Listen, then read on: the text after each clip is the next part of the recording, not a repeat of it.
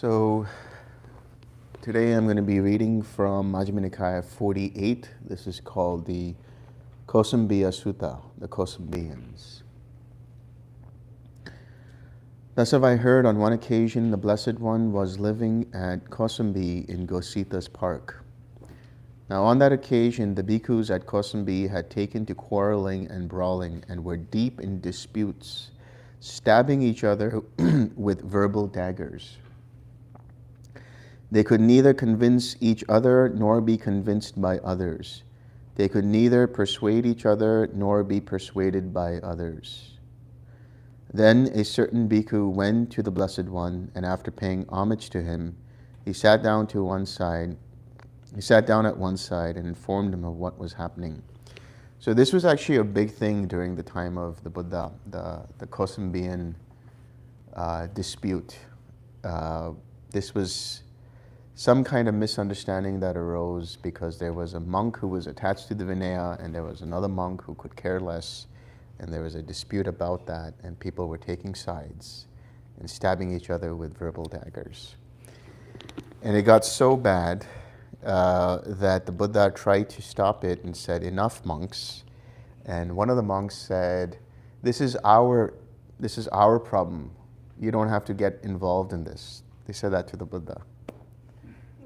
And so the Buddha just left.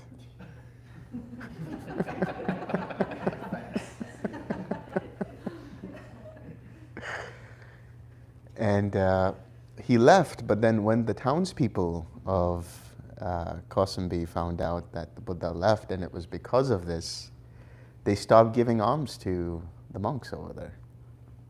So it was a big thing. There's actually a novelization of this. You'll find it up in the library that's, I think, above the dining hall. There's an interesting novel. I think it's called The Kosambian. Do you remember that? The Kosambian something. Anyway, it's a very interesting novel because it shows what happened, and it really kind of humanizes the Buddha, right? He's somebody who gets exasperated and somebody who's like, all right, enough of this and all of that. So it's a very interesting perspective on that. So if you want to check it out, you can check it out. Anyway, and so the Blessed One addressed a certain bhikkhu thus, "Come, bhikkhu, tell those bhikkhus in my name that the teacher calls them." "Yes, Venerable Sir," he replied, and he went to those bhikkhus and told them, "The teacher calls the Venerable Ones." "Yes, friend," they replied, and they went to the Blessed One, and after paying homage to him, they sat down at one side. The Blessed One then asked them, "Bhikkhus, is it true that you have taken to quarreling and brawling and are deep in disputes, stabbing each other with verbal daggers, that you can neither convince each other nor be convinced by others, that you can neither persuade each other nor be persuaded by others?" "Yes, Venerable Sir." "Bhikkhus, what do you think? When you take to quarreling and brawling and are deep in disputes, stabbing each other with verbal daggers, do you on that occasion maintain acts of loving kindness by body, speech, and mind in public and in private towards your companions in the holy life?" "No, Venerable Sir." "So, bhikkhus, when you take to quarreling and brawling and are deep in disputes, stabbing each other with verbal dangers, on that occasion you do not maintain acts of loving kindness by body, speech, and mind in public and in private towards your companions in the holy life." Then he uses those big words, "Misguided men, you stupid idiots. What can you possibly know? What can you see that you take to quarreling and brawling and are deep in disputes, stabbing each other with verbal daggers, that you can neither convince each other nor be convinced by others, that you can neither persuade each other nor be persuaded by others? Misguided men, that will lead to your harm and suffering for a long time."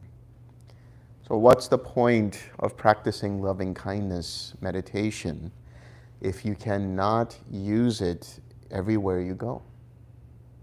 The perfection of loving kindness is the complete cessation of ill will.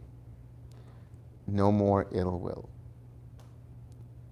And so the Buddha has talked about loving kindness, about compassion, about joy, about equanimity, as these immeasurable liberations of the mind.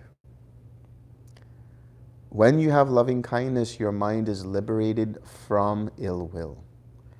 When you have compassion, your mind is liberated from cruelty. When you have empathetic joy, your mind is liberated from jealousy and envy. When your mind has equanimity, your mind is liberated from any kind of agitation and craving. So the perfection of loving kindness, the fruit of loving kindness, is the complete destruction of ill will. The perfection of compassion, the fruit of compassion, is the complete destruction of cruelty. The perfection of empathetic joy is the complete destruction of any kind of jealousy and envy in your mind. And the perfection of equanimity is the complete destruction of any kind of agitation and sensual craving. So how do you use loving kindness in your day-to-day affairs? It's as easy as sharing your smile with others. It's as easy as when you walk into a room, having loving kindness for all beings in that room.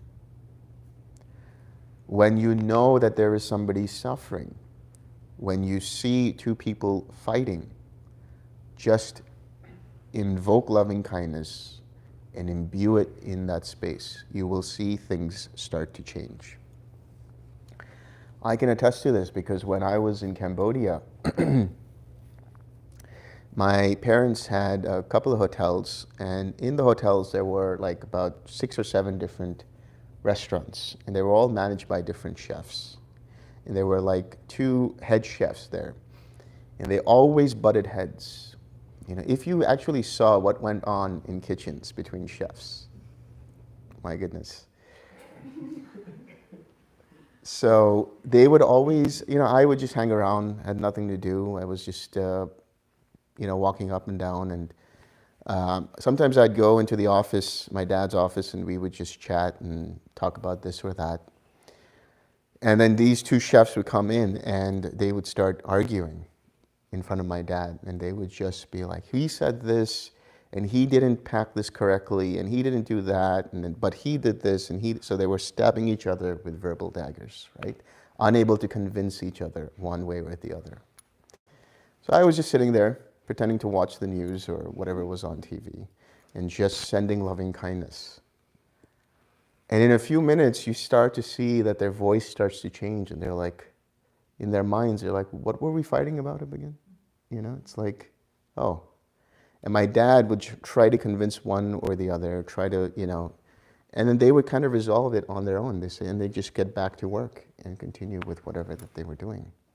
So the power of loving kindness, you see people quarreling, you become a peacemaker. You can become a peacemaker by stopping people from fighting, or just be there in the sidelines and send them loving kindness.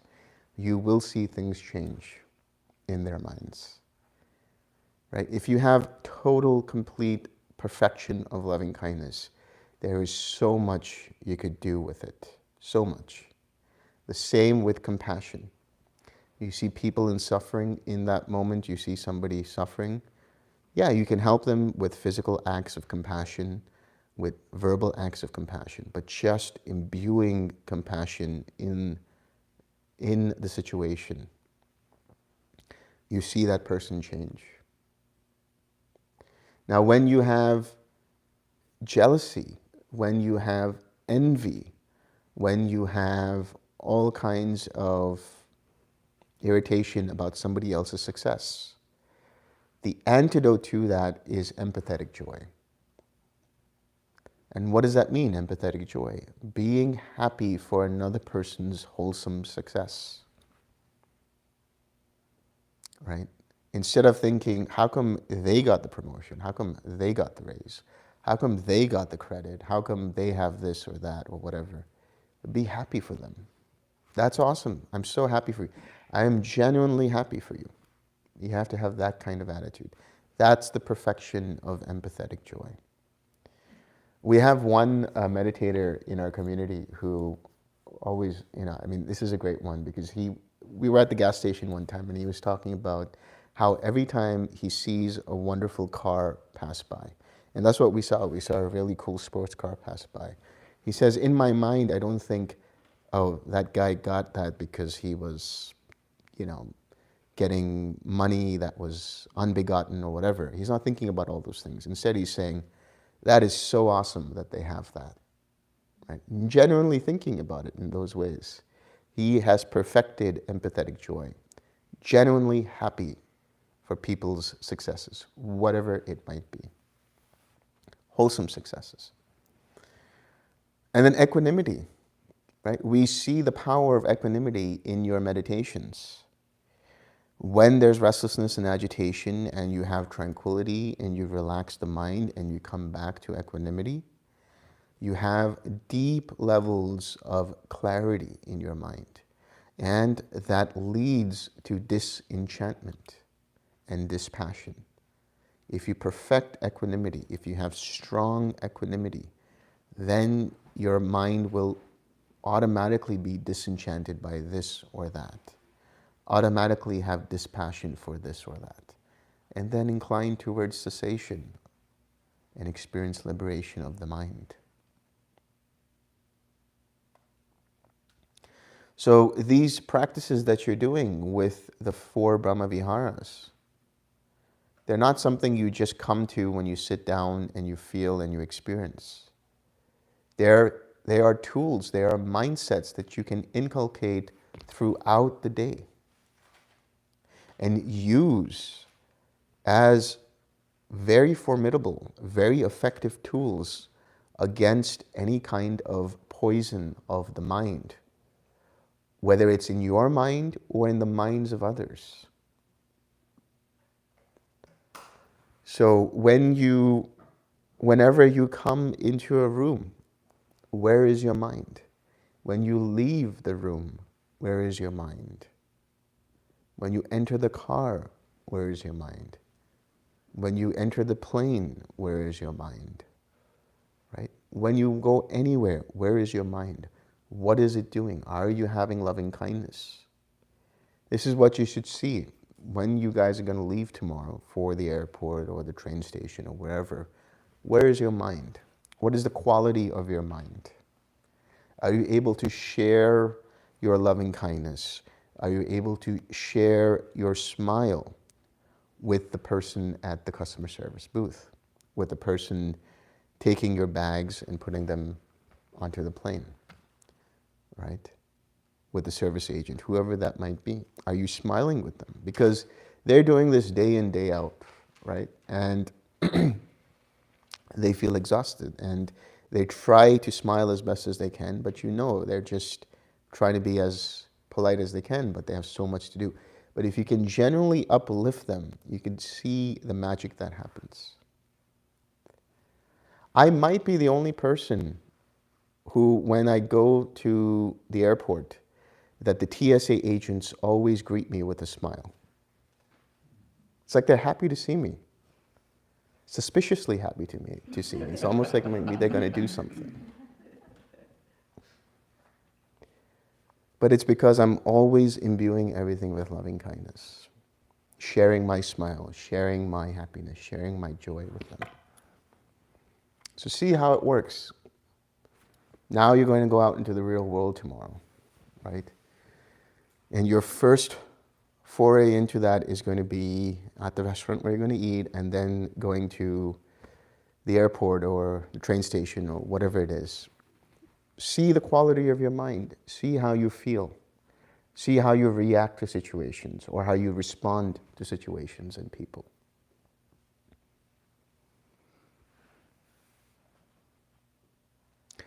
Then the Blessed One addressed the bhikkhus thus: Bhikkhus, there are these 6 principles of cordiality that create love and respect and conduce to cohesion, to non-dispute, to concord, and to unity.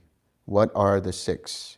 Here, a bhikkhu maintains bodily acts of loving kindness, both in public and in private towards his companions in the holy life. This is a principle of cordiality that creates love and respect and conduces to cohesion, to non-dispute, to concord, and to unity. What are physical acts or bodily acts of loving kindness?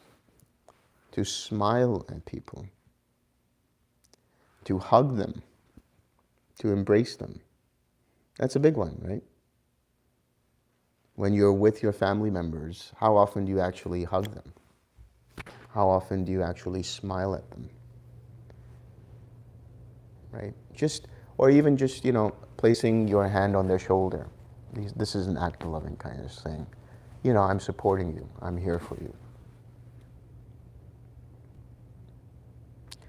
Again, a bhikkhu maintains verbal acts of loving kindness, both in public and in private towards his companions in the holy life.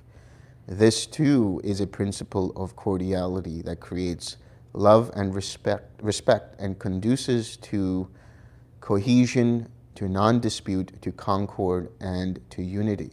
What are verbal acts of loving kindness? Appreciating the other person, greeting them again with a smile and hi, hello, how are you, what's going on, how was your day today, right? Just being there as a support, expressing your loving kindness to them, right? When was the last time you told your family member, I love you, right? You mean something to me. I'm so glad that you are in my life. I appreciate you. These little words, these little statements mean a lot to people. It lights them up.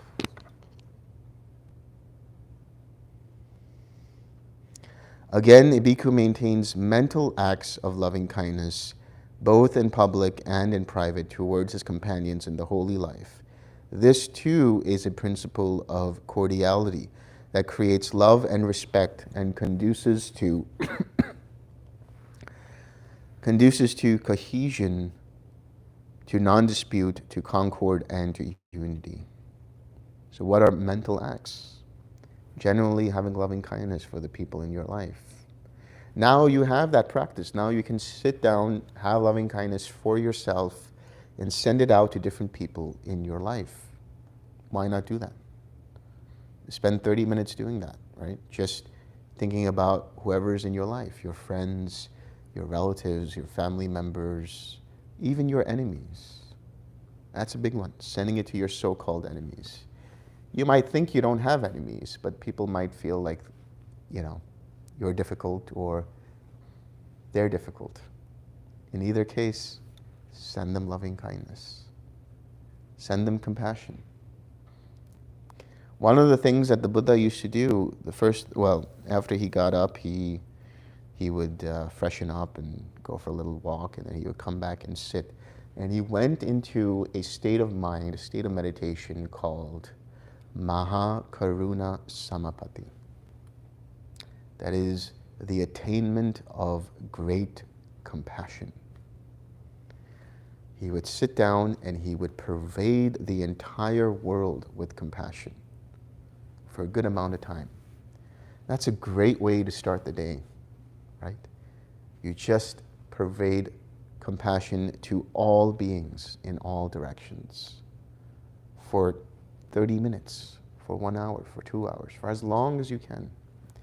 And what does compassion do? Compassion generates gamma brainwaves. Gamma brainwaves allows the mind to experience cohesion. It allows the mind to absorb information very quickly. It creates energy, balanced energy in the mind.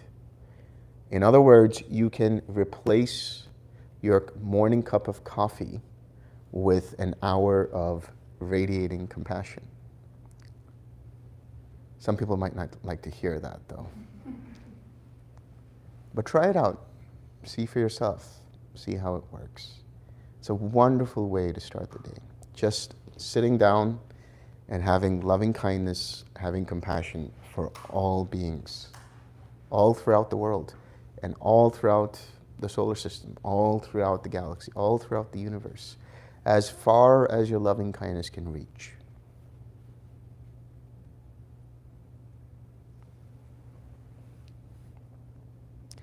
Again, a bhikkhu uses things in common with his virtuous companions in the holy life. Without making reservations, he shares with them any gain of a kind that accords with the Dhamma and has been obtained in a way that accords with the Dhamma, including even the mere contents of his bowl. This too is a principle of cordiality that creates love and respect and conduces to cohesion, to non-dispute, to concord, and to unity. So in other words, sharing with people, right? Obviously sharing with your family members, that's a given. Hopefully you guys are doing that.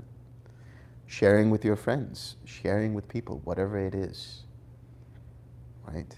You have an extra piece of toast, give it to somebody, see if they want it, right? You have some sparkling water, decide to share it with whoever's there at the table. Whatever it is, very small things, very small acts of these kinds of things. What does it do? It does two things. It uplifts the mind of the receiver, and it uplifts the mind of the giver. And it lets go of stinginess because you are sharing. You're being generous. Again, a bhikkhu dwells both in public and in private, possessing in common with his companions in the holy life those virtues that are unbroken, untorn, unblotched, unmottled, liberating, commended by the wise, not misapprehended, and conducive to concentration. This too is a principle of cordiality that creates love and respect and conduces to cohesion, to non-dispute, to concord, and to unity. So what does that mean? Dwells both in public and in private, possessing in common with his companions in the holy life those virtues. So keeping your precepts and, as best as you can, helping others to keep their precepts. That doesn't mean you become like a precept Gestapo and say like, no, you broke that precept. You know? Just say, hey, do you think that was wise? Right? As parents, obviously, you can be sterner with your kids and say, do you think that was wise? Show them action and consequence. Show them how, by doing this, this leads to this consequence. By not doing this, this leads to this consequence.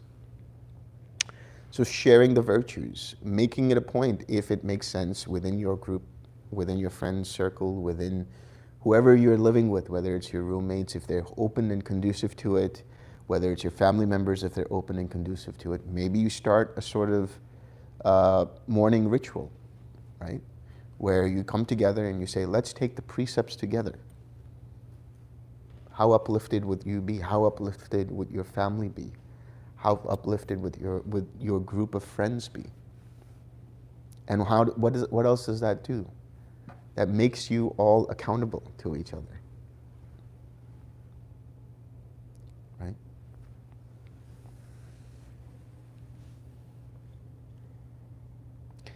Again, a bhikkhu dwells both in public and in private, possessing in common with his companions in the holy life that view that is noble and emancipating, and leads one who practices in accordance with it to the complete destruction of suffering. This too is a principle of cordiality that creates love and respect and conduces to cohesion, to non-dispute, to concord, and to unity. So we'll talk a little bit more about what they're talking about when they say this view. They're talking about right view, essentially. These are the 6 principles of cordiality that create love and respect and conduce to cohesion, to non-dispute, to concord, and to unity. Of these 6 principles of cordiality, the chief, the most cohesive, the most unifying is this view that is noble and emancipating, and which leads the one who practices in accordance with it to the complete destruction of suffering. Just as the chief, the most cohesive, the most unifying part of a pinnacled house is the pinnacle itself, so too, of these 6 principles of cordiality, the chief is this view that is noble and emancipating. And how does this view that is noble and emancipating lead the one who practices in accordance with it with it to the complete destruction of suffering? So what are we talking about when we say this view? We're referring to right view.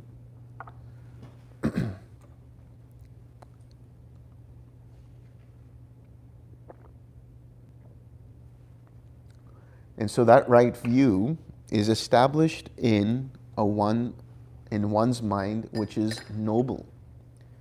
When we say noble, what does that mean? A mind that is noble. The word noble comes from the Pali word Arya or Aryan.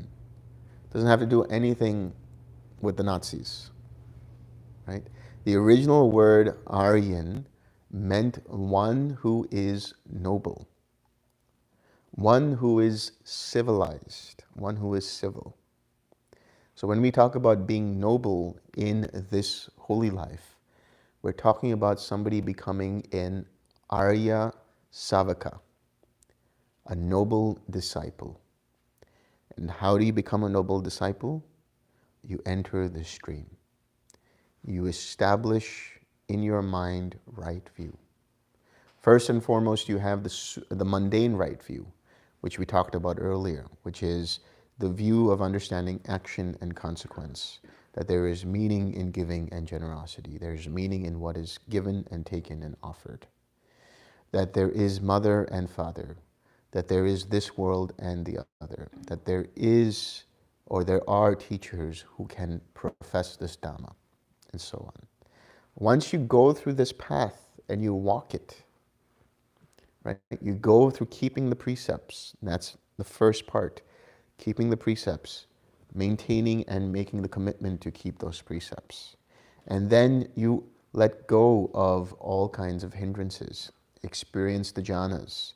Now what are you doing? You're walking the Eightfold Path that's going to lead to the cessation of suffering. And then you go through that process of experiencing faith and experiential conviction. That takes you to gladness. That gladness takes you to the joy of the first and second jhana. That then from there you experience tranquility. From that tranquility comes the Sukha, the happiness from the second and third jhana. From that tranquility, the mind becomes collected. From that collectedness, the mind becomes equanimous, sees things as they actually are. From that equanimity, the mind becomes disenchanted, becomes uninterested in all the formations that are arising. From that disenchantment comes dispassion, where the mind remains unaffected by anything that is coming in the mind's view. From that dispassion, the mind inclines to cessation, experiences liberation, and the knowledge of liberation. That first degree of liberation is entering the stream. And now what is established is supramundane right view. What is that supramundane right view? That supramundane right view is the view of the Four Noble Truths. You understand that there is suffering in this existence. There is dukkha. You understand that the causes and conditions for that dukkha is craving, is aversion, is ignorance, is wrong view.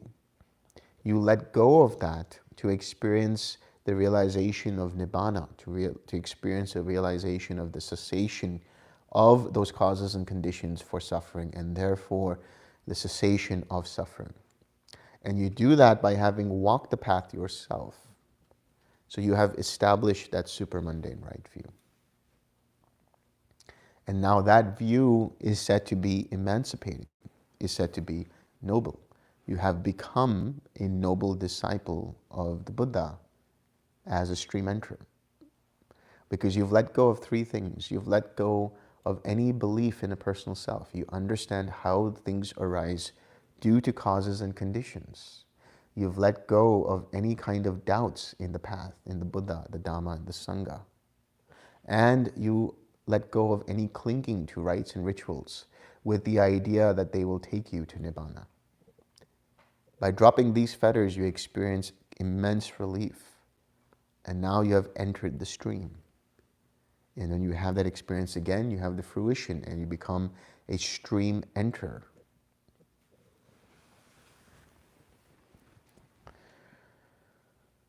Here, a bhikkhu gone to the forest or to the root of a tree or to an empty hut considers thus: is there any obsession unabandoned in myself that might so obsess my mind that I cannot know or see things as they actually are? If a bhikkhu is obsessed by sensual lust, then his mind is obsessed. If his mind is obsessed by, if he is obsessed by ill will, then his mind is obsessed. If he is obsessed by sloth and torpor, then his mind is obsessed. If he is obsessed by restlessness and remorse, then his mind is obsessed. If he is obsessed by doubt, then his mind is obsessed. If a bhikkhu is absorbed in speculation about this world, then his mind is obsessed. If a bhikkhu is absorbed in speculation about the other world, then his mind is obsessed. If a bhikkhu takes to quarreling and brawling and is deep in disputes, stabbing others with verbal daggers, then his mind is obsessed. So that's the first thing you see. Are there any hindrances present in my mind? Is there any sensual craving in my mind? Is there any aversion in my mind? Is there any doubt in my mind? Is there any sloth and torpor? Is there any restlessness? Are there too many speculations about this or that in my mind? And how do you let them go, if there are? 6R. That's what you've been doing these past 9 days. 6R. Letting go. Now you know, you have the tools, you have the toolkit to be able to see, is my mind obsessed with any of these hindrances? And you can let them go. And when you let them go, you find relief, you experience relief. And your mind is replaced with wholesome conditions instead of unwholesome states. Your mind is replacing the ill will with loving kindness. It's replacing any agitation with equanimity. It's replacing all unwholesome states with any of the Brahma Viharas, or just having a mind that is free from any of these hindrances. And knowing that they are free from any of these hindrances in itself is a wholesome state of mind.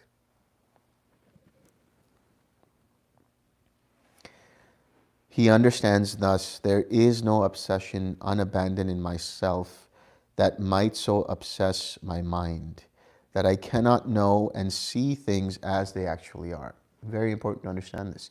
These hindrances are filters to reality. How you experience the world around you is conditioned by these hindrances, conditioned by the fetters, conditioned by the defilements in your consciousness. And as you start to let go of them, and as you start to experience relief from them, then you see things as they actually are. Instead of immediately reacting to a person who says something to you that's untoward, right? And then your mind is defiled by that aggravation, and you have ill will. Instead of that happening, instead of acting upon that or having reactivity to that, if you only take a pause, just a moment's or 2 moments pause to recognize that, to release it, to relax, to re-smile, and to come back, then your reactions will not be reactions, they will be responses. Responses that are rooted in wisdom and in compassion. And so instead of fighting hate with hate, you resolve hate with love. Right? That is what the Buddha has said. Hatred cannot be conquered or overcome by hatred. Hatred is dissolved through love. This is the law of existence. So this is how you deal with situations. When you find yourself in difficult situations which start to invoke unwholesome states of mind, you know what their polar opposite is, which is a wholesome state. And you know by reacting to situations with that wholesome state of mind, all you're doing is digging deeper and deeper into those wholesome states of mind. So why do that? Why not just let that go and exercise the ability to replace it with wholesome states and see how everything changes for you? See how the world changes around you.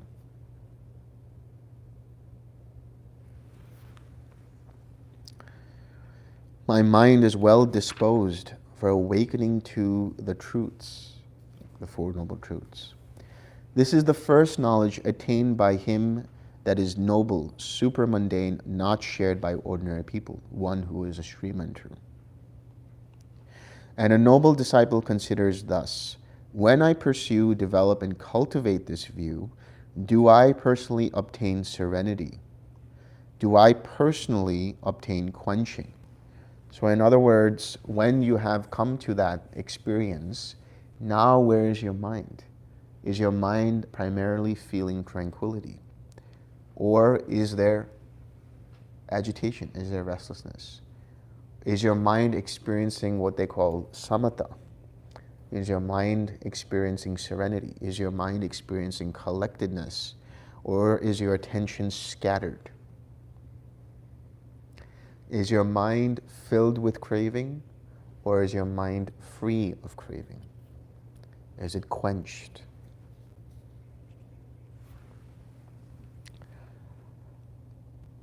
He understands thus: when I pursue, develop, and cultivate this view, I personally obtain serenity.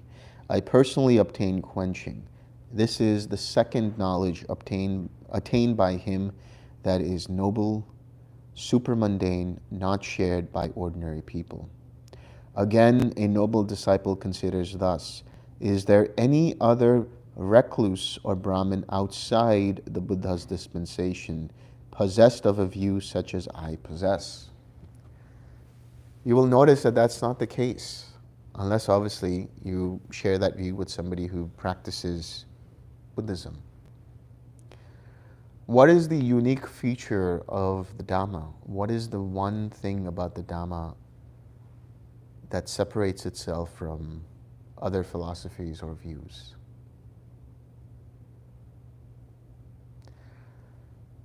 Now, other views, other philosophies, other traditions share a lot with the Dhamma. They have an emphasis on being kind. They have an emphasis on being loving. They have an emphasis on being compassionate. They have an emphasis on being generous. They have an emphasis on being forgiving. They have an emphasis of letting go. But with the Dhamma, you let go completely to the point that you don't identify with anything at all. You don't even identify with any concepts of the Dhamma. In other words, you even in the Dhamma let go of the Dhamma itself. And that's what separates, because there's no attachment to views. I was mentioning earlier about Majjhima Nikaya 74, the Dighanaka Sutta. Dighanaka was Sariputta's either his cousin or his nephew, and in either case, he was of the eel wrigglers, he was of the skeptics, of which Sariputta and Moggallana used to be part of before they joined the Buddha's dispensation. And he told the Buddha that I hold no views. I am unattached to all views. And the Buddha said, that's wonderful, that's great. But are you attached to the view that you hold no views? See the subtlety of that. And in giving a discourse, Sariputta realized that the Buddha doesn't even have any attachment to his own Dhamma. And that is what distinguishes the Buddha Dhamma from other Dhammas, from other teachings. That there's not even any attachment to the views of the teachings.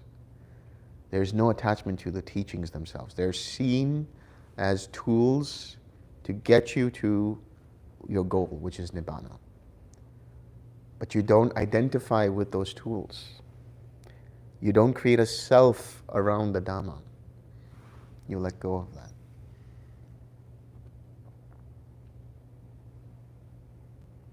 He understands thus, there is no other recluse or Brahmin outside the Buddha's dispensation possessed of a view such as I possess. This is the third knowledge attained by him that is noble, supramundane, not shared by ordinary people. Again, a noble disciple considers thus, do I possess the character of a person who possesses right view? What is the character of a person who possesses right view? Although he may commit some kind of offense for which a means of rehabilitation has been laid down, still he at once confesses, reveals, and discloses it to the teacher or to wise companions in the holy life. And having done that, he enters upon restraint for the future. Just as a young, tender infant lying prone at once draws back when he puts his hand or foot on a live coal, so too, that is the character of a person who possesses right view. What does this mean exactly? It means that because you have right view, you have a strong moral compass. And so if your mind inclines towards wanting to break a precept, the mind says, I should not be doing that. Or if you do break a precept, you feel terrible about it. So what do you do in those circumstances if you break a precept? Go to the statue of a Buddha and confess, and then retake the precepts. If that's not possible, just in that moment, let go, 6R, retake the precepts with the commitment that you will not break that precept again. The fact that that is there is indicative of good character. In other words, the fact that you are feeling terrible about breaking a precept and wanting to rehabilitate that shows that you possess right view, shows that you have a good moral compass. That only happens through possessing right view. You will see as you get out into the world that once you've entered the stream, that you are pretty nitpicky also about the precepts. And if a question arises in your mind, am I breaking this precept, or have I broken this precept? Then the fact that that question arises means that that is a possibility that you are breaking that precept. Right? So think, what are you doing? What have you done? Or what is in the process of happening that might lead to you breaking a precept? And being able to let that go and commit to keeping those precepts. He understands thus, I possess the character of a person who possesses right view. This is the fourth knowledge attained by him that is noble, supramundane, not shared by ordinary people. Excuse me. Again, a noble disciple considers thus, do I possess the character of a person who possesses right view? What is the character of a person who possesses right view? This is the character of a person who possesses right view. Although he may be active in various matters for his companions in the holy life, Yet he has a keen regard for training in the higher virtue, training in the higher mind, training in the higher wisdom. Just as a cow with a new calf, while she grazes, watches her calf, so too that is the character of a person who possesses right view. So what does this mean? It means that even if you are busy with doing things in your life, whether it's your job, chores, whatever is going on, your mind is still dedicated to the practice. You're noticing, is my mind free of hindrances? Am I radiating loving kindness? Is my mind filled with equanimity? The wonderful thing about what you've done now is that you can imbue loving kindness wherever you go. And as you imbue loving kindness, your mind gets into a jhanic state. There's a series of suttas called the finger snap suttas. If one possesses even a finger snap's length of loving kindness, that mind is not devoid of jhana. In other words, the factors of jhana start to come together because the mind starts to become collected. And eventually, very quickly, starts to experience jhana. That's why you can experience jhana even while walking. This is known as celestial walking. Your mind is in a jhanic state. You could be celestially driving. Your mind can be in a jhanic state while you're driving. You could be in a celestial shower. You could be in a jhana while you're in the shower. Right? You could be celestially eating. Your mind can be in a jhana while eating. And the reason is because you are committed to continuing to maintain the practice, whatever it is that you're doing. Whatever chores, responsibilities, tasks that you have to do, you can do them imbued with loving kindness, imbued with equanimity, imbued with joy, imbued, with compassion.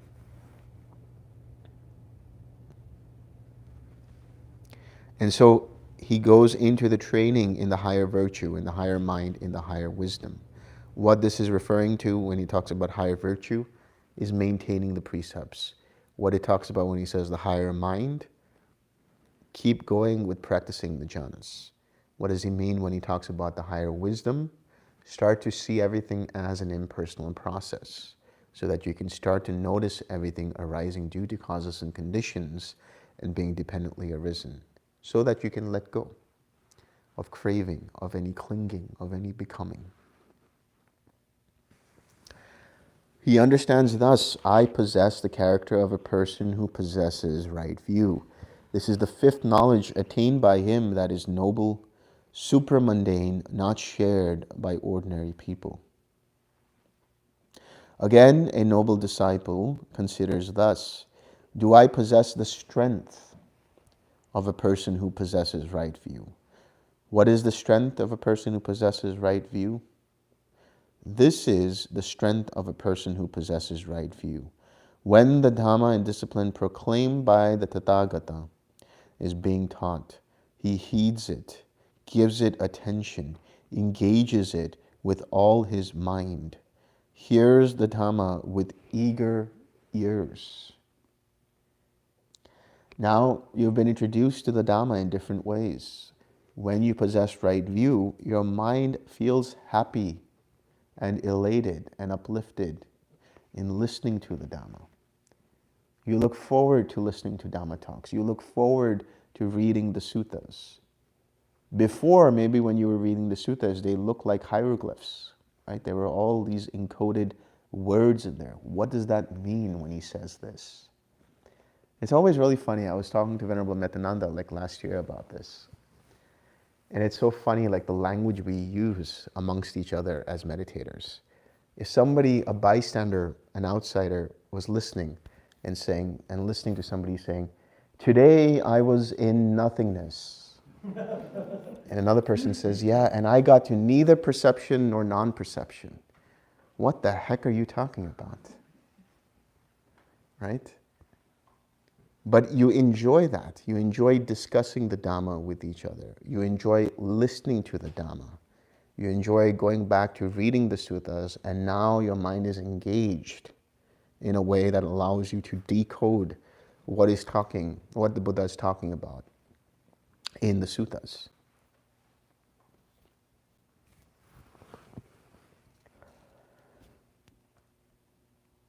He understands, I possess the strength of a person who possesses right view.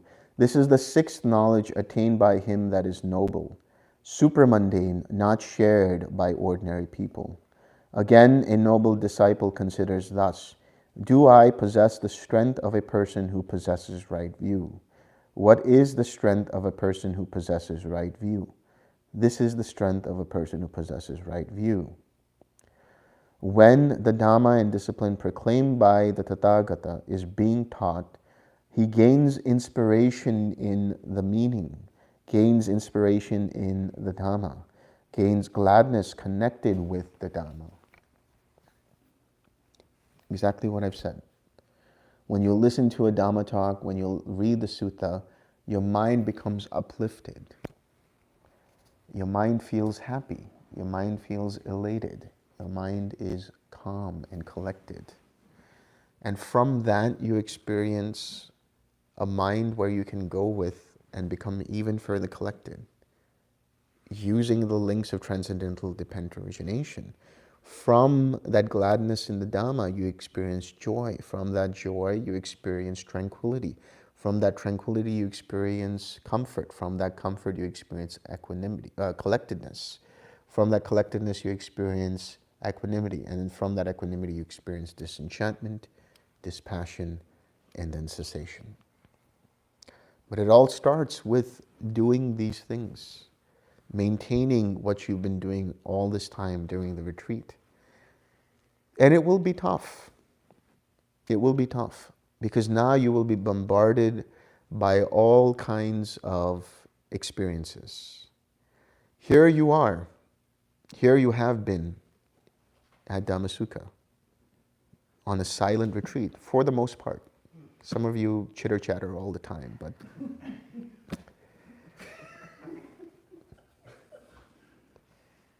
but for the most part, you've been silent. And you haven't had your cell phones at all. And hopefully some of you don't have second cell phones that you're secretly keeping with you. Because I've seen that happen too. Right?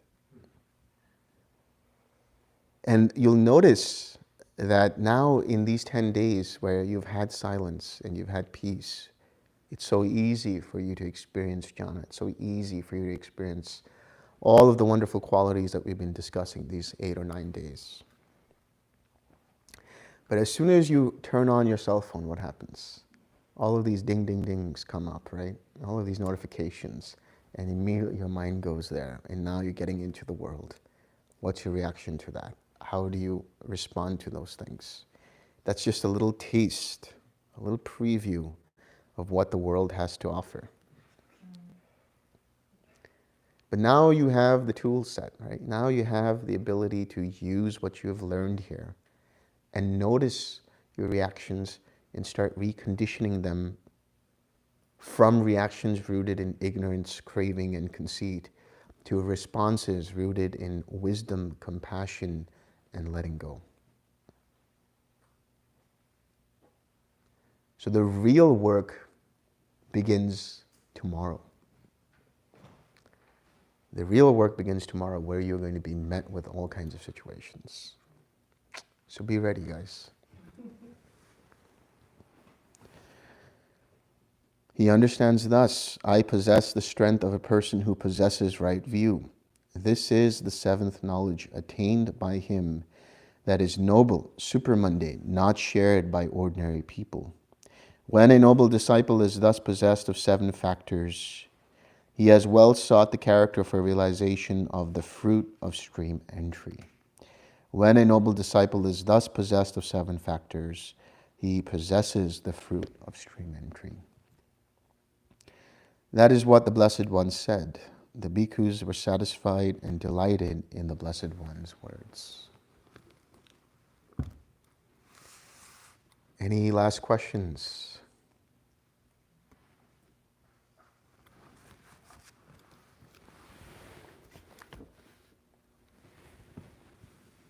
Yeah. Yeah, so a lot of us are here because of the interviews you've done on podcasts, and you've shared just incredible stuff about Nirodha and past lives and all kinds of things. What do you think about talking about attainments? Is there like a danger in sharing these experiences? And is it dependent on the person, or is it just an outdated thing that, because people do benefit from it, but I know in this tradition there's a lot of reservation about talking about certain things. Yeah. Yeah, I mean, the interviews I've done, I've tried my best to be very, very simple about what I talk about. Very direct and very simple about it. Absolutely. If you feel like you want to share your experiences with people when you come back, maybe your family members will ask, how did the retreat go? What did you experience? Be happy and open to share what happened. Maybe their minds will be uplifted by that, and maybe they'll want to know more. And you have the tools, you know how to do it, so you can actually say, hey, would you be interested in doing a guided meditation together? Let's meditate together, see how that goes. So I think it's wonderful to talk about the Dhamma, talk about your experiences. So the intention is important. Why are you talking about your experiences? Is the intention to do a brag, or is it to uplift others? It always starts from there.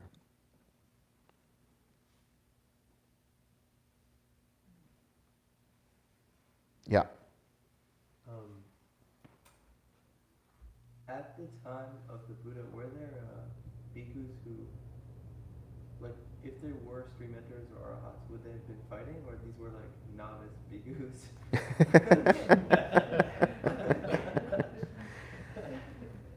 Anagamis and arhats would not be fighting. Stream enters and sakadagamis could have been fighting because they still have aversion, right? They still have craving to deal with. But anagamis and arhats would not be fighting.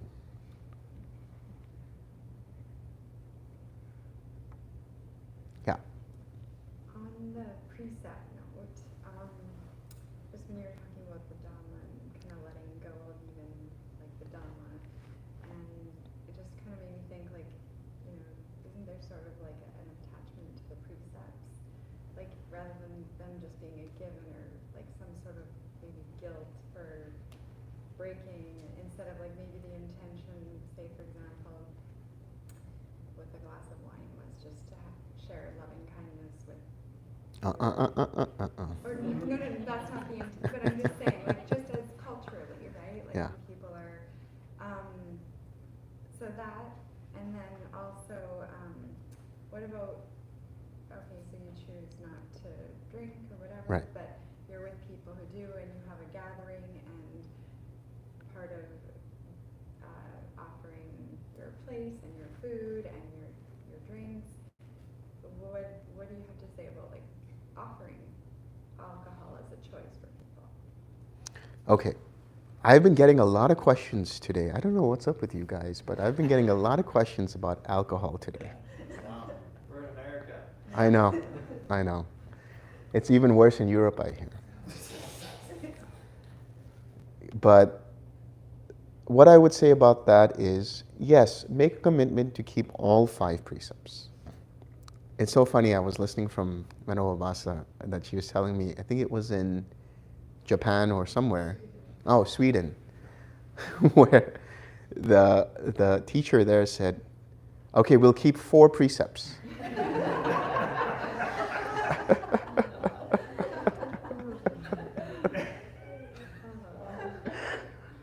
So, but you have to understand the context behind what the 5th precept is all about.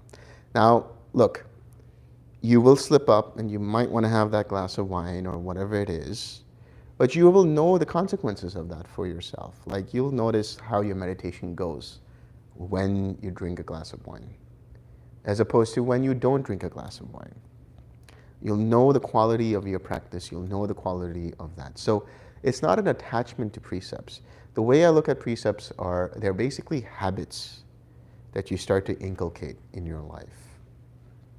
So don't look at them as, like the 10 Commandments or something. They're more like, they are non-negotiable if you want to go on the path to Nibbana.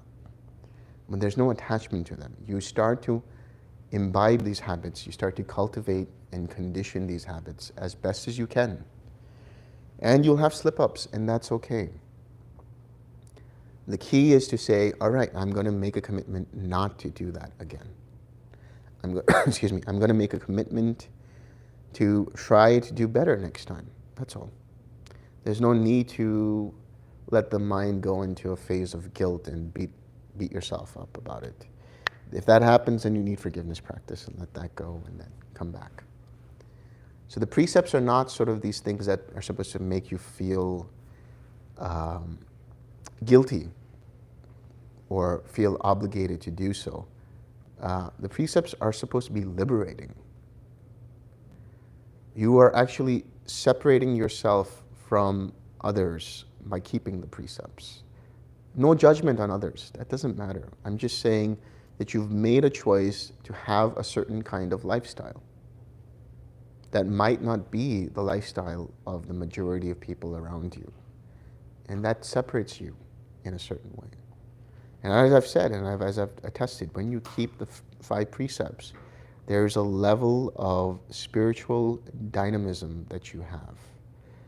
There's a level of spiritual energy that you possess. In fact, I would say keeping these precepts has a direct effect on the development of psychic faculties as well.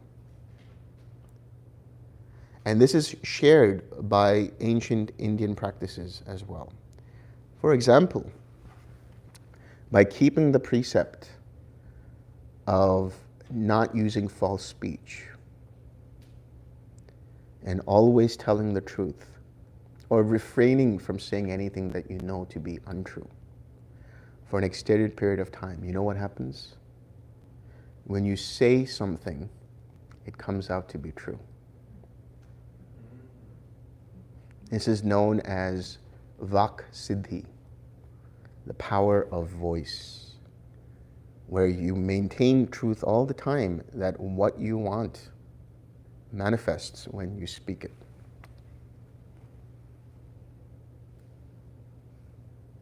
Again, I can attest to that as well.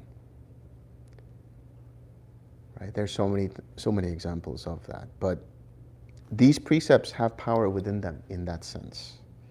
Maintaining these precepts will give you a certain level of spiritual energy and ultimately can lead to the development of certain faculties. So see it in that way, that it liberates the mind. Yeah. And how about offering? Sorry, go ahead. Well, can I add to that? Because we have people who go off and they think precepts are really not that important, especially the drinking one. And they come back for their retreat and they don't do so well. There was a particular couple in California. They would go, leave the retreat, go back to drinking their wine, maybe doing a little cussing, just go back to the usual ways. Go to the retreat again. Restlessness, sleepy until maybe the last day of the retreat. Didn't really get anything done.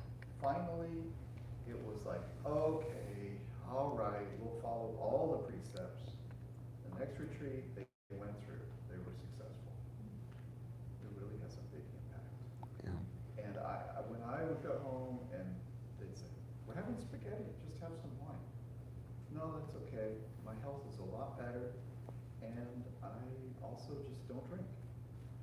Now, are people that don't drink bad people, or people that drink good people? No. Actually, people will respect you. They'll go, you're not drinking? You're not, wow, I couldn't do that. Because the power of peer pressure is intense. You'll be ridiculed. But gradually around you, everybody will stop drinking and you'll find some new friends. Yeah. Okay. And now here I am. Yeah. Nobody thought. Yeah. Nothing. It's all success. And as for offering alcohol to others, because you're inducing others to break the precept of consuming alcohol or consuming intoxicants. So not only do you keep the precepts, but you try your best so that you don't induce others to break their precepts. For example, gossip, right? When you hear gossip, what do? Don't say anything. Let that gossip end right there and then. Or, what's even more fun to do is there's somebody gossiping about another person. And they say, did you hear what he said? And did you hear this happened and this happened and that happened? And then you just say, but I heard something great about this person. Just see how all the other people feel there. And just today, I think, or yesterday, one of the practitioners here told me about a story about their grandfather.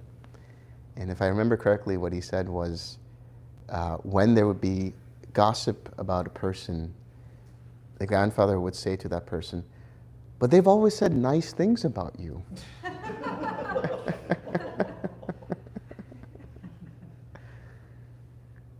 So don't induce others to break their precepts.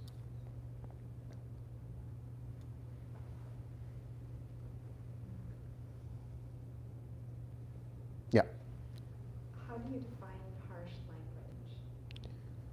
So there's abusive language and there's harsh language.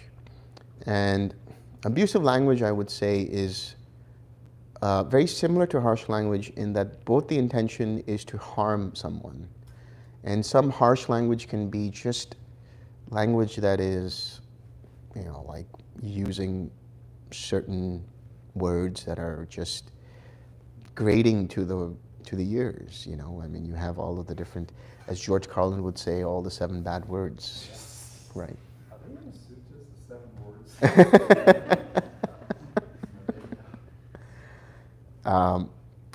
And also the intention behind what it is you're saying, right? That's when I talk about think.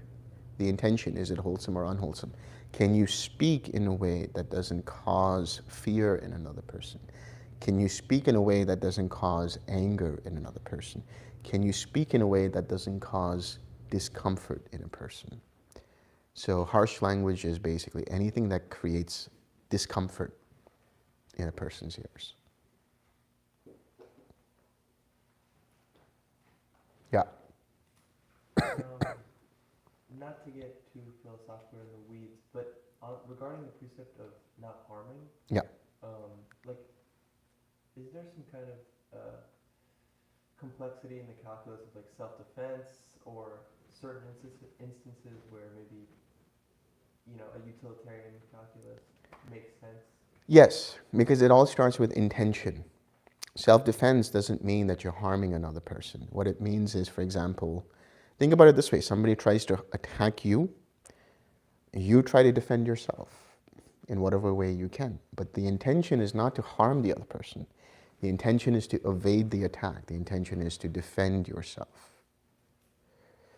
Right? And plus, think of it this way. When you are defending yourself from somebody's attack, you're also, in some sense, helping them from breaking the precept of harming.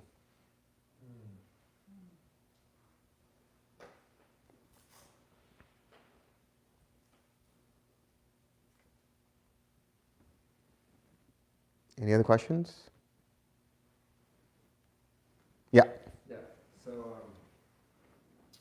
this is really just for me, but Yeah. I'm a musician. Yeah. I'm often in very, very loud places with lots of alcohol.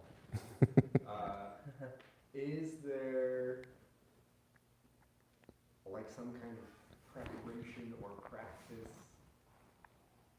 that helps to preserve a quiet mind on top of just regular meditation? Can you elaborate? I mean, I mean, I don't know. Like I hear, like in some traditions, I hear people talking about like there are things that they will do to like preserve their energy when they know they're going to be around people with bad words. there something similar for this kind of situation, or do I just have to get really good at quieting my mind? Well, not only quieting your mind, but those are opportunities to spread loving kindness. Yeah. That's a big one. Actually, what people don't realize is loving kindness is actually a shield. When you radiate loving kindness and you create a bubble of loving kindness around you, it's actually a shield against anything that might affect your mindset, anything that might affect your energy. So that's a good defense, let's say. Yeah. Maybe you can answer this fast, I don't know. But what's the path to actually being mindful and aware all the time? Is that even possible? Yes. It's the 6 R's. Just every day, all the time, constantly, as much as you can, be very committed, keep it up, and then one day you'll arrive. You 6R until you don't have anything to 6R. 6R until you don't have to 6R. That's really it. Because you think about it from the context of the Eightfold Path, right? Even the Eightfold Path has dependencies. In other words, right intention is dependent upon right view. Right speech, right action, right livelihood are dependent upon right intention. Having right effort is dependent upon the other 4, the previous 4. And right mindfulness is dependent upon right effort. So what is right effort? 6 R's. And during the day, would you say that you have to calibrate how much energy or effort you're putting into the mindfulness depending on the situation? So the way to look at it is when you notice any time that there's a certain level of craving, you 6R, and there will be a certain intensity to it. It might come back up again and you just keep doing it. So it's not like you relax really hard, right? It's just you do it over and over until it goes away. And then you're like just in the flow of the natural awareness? Yes. Okay, Yes. got it. And you have what's known as, so you have sati, which is the mindfulness, and you have sampanjanya. So sati is remembering to observe how your mind's attention moves from one place to the other, right? But sampanjanya is knowing what you're doing in that moment. So presence of mind, of knowing that you're 6Ring, knowing there is no longer present craving, knowing when you're walking, knowing when you're sitting, and so on and so forth. Yeah. Tangential. I was reading a book, and it mentioned something called like abiding in voidness or in emptiness. Can you elaborate on that? So abiding in voidness, this is an experience of seeing all conditioned things as being empty of self. And so the mind experiences emptiness. So emptiness is the perception of anatta, the perception of not self. And so what happens is when you're in that experience, whatever it is you're doing, there's no central focal point. There's no core essence that's doing it.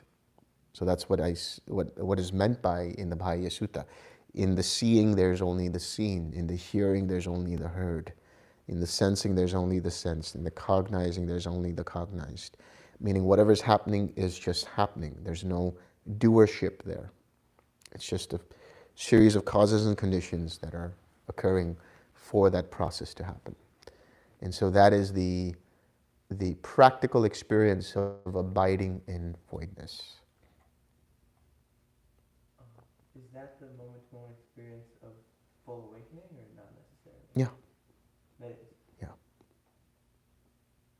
And is that silence awareness in the jhanas, or? Yeah.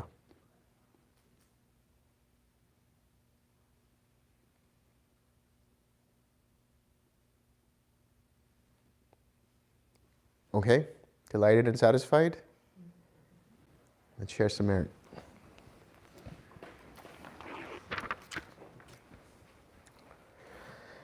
May suffering ones be suffering free, and the fear-struck fearless be. May the grieving shed all grief, and may all beings find relief. May all beings share this merit that we have thus acquired for the acquisition of all kinds of happiness. May beings inhabiting space and earth, devas and nagas of mighty power, share this merit of ours. May they long protect the Buddha's dispensation. Sadhu, sadhu, sadhu. So was there anybody that did not offer the Dhamma yet? Okay, so let's one by one go up.